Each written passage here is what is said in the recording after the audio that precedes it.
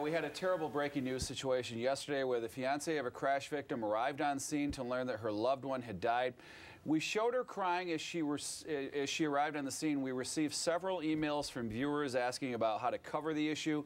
It began a debate, and it was a heated debate in the newsroom, and we wanted to ask an expert for guidance on this. As journalists, we don't want every car crash to be just a statistic. We want to show that this stuff affects real people in their lives. But there's also concern for how to show compassion to the victim and what exactly is the right thing to do. Here are some of the responses that we got after running the video. Jay says, I watch Fox 40 News every morning, and I have to say I'm very disappointed. From Jay German, I watch your show, and informing a loved one about a death is never the responsibility of the media, especially if law enforcement is on the scene. All questions should be referred to law enforcement. And another response, I don't think it was the reporter's place to advise the woman as to what happened in that crash. It's the CHP's job to do that. Joining me this morning to talk about that is Terry Morgan with Gold Country Chaplaincy, and he's here to talk about how to handle situations like this. Now Terry, you go to these scenes, you've responded to these situations. What is it you do when you get there? Typically, we wouldn't want to see families show up at something like this. It's a dangerous situation, especially being on the freeway.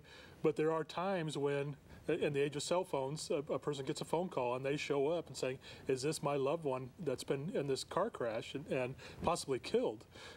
So responsibility of a chaplain, when we show up on scene, is to get that person, try to get them away from the scene and handle some of those emotions that obviously they're going to be having.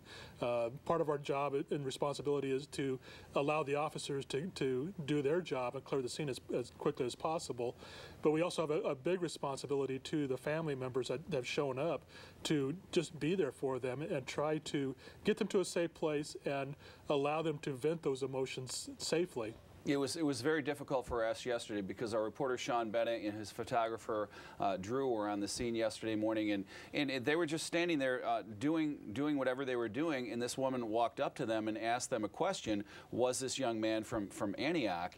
And Sean Bennett said yes, he was, and she just became very emotional, and she said, I don't want to talk about it because I'm not sure whether or not Sean started asking him another question, but then she walked away, and obviously very emotional, very tore up. Just from the outside looking in, should we have handled it another way? What are your thoughts on how the whole thing unfolded? Sean, our reporter, didn't walk up to her. She approached him. So any advice in a situation like that? It's kind of a tricky situation, I think, with the fact that she walked up to the reporter. Mm-hmm. But I think as soon as the reporter realized, hey, this is probably someone related to the person in the vehicle crash, I would definitely try to get her over to a CHP officer, get her to someone. Probably not the best idea to put that on television. I mean, hindsight being better than foresight, you really don't want to show that kind of thing on television. I think Fox 40 did a good job, though, of not playing that later in the day. And again, hindsight being better than foresight, having some compassion for the person that just lost their loved one in this car crash. And that's another thing too. When the woman did speak to Sean, she walked right over and she talked to a CHP officer, and I think he tried to console her and walk her through it. But it's such an emotional time that you know you don't know how a person is going to respond. And those of us in the media, sometimes we're the person that lets that loved one or friend know that someone has died here. Yeah, and absolutely. They're hearing it from us for the first time, and you at home may think we're callous and we don't feel this. Trust me, we do. This is something that we all live with, and Sean, our reporter, and Drew, our photographer, yesterday, they were pretty tore up by this, and it's something that we feel. Sometimes we're first responders. Mm-hmm. We really are. Oh yeah, absolutely. Because we hear something and we get there, and there's not always, because we have scanners too, we don't always get there after law enforcement does. Right. So sometimes if we get there, and like you said with the cell phones today, right, someone's on the phone, I just saw this on Fox 40, that looks like so-and-so's car. You know, sometimes we're put in that tough situation. Any advice for us if we're first on the scene and someone walks up to us? Well, and I think just handling your own emotions as well.